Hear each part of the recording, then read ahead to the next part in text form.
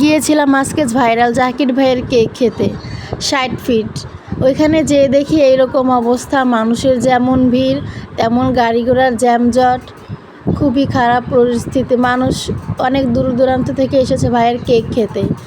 আমি এখানে 6 piece cake নিয়েছিলাম 600 টাকা দিয়ে, প্রতি পিস 100 টাকা। আর এখানে কেক নিতে হলে আপনাকে অবশ্যই টোকেন নিতে হবে। টোকেন ছাড়া এখানে আপনি একটা কেকও পাবেন না। যদি যাই বলেন ভাইয়া আমাকে একটা দেন প্লিজ, তাও হবে না।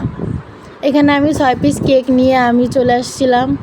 তারপরে এখানে অনেক লোকজন আসছিল, অনেক ভিড়, এত ভিড় কোনো জায়গায়ও দেখা যাচ্ছিল না।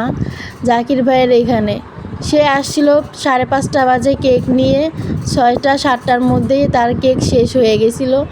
40 থেকে 50টা কেক সে প্রতিদিন নিয়ে আসে। এইভাবেই 2 ঘন্টার মধ্যে সব কেক শেষ হয়ে যায়।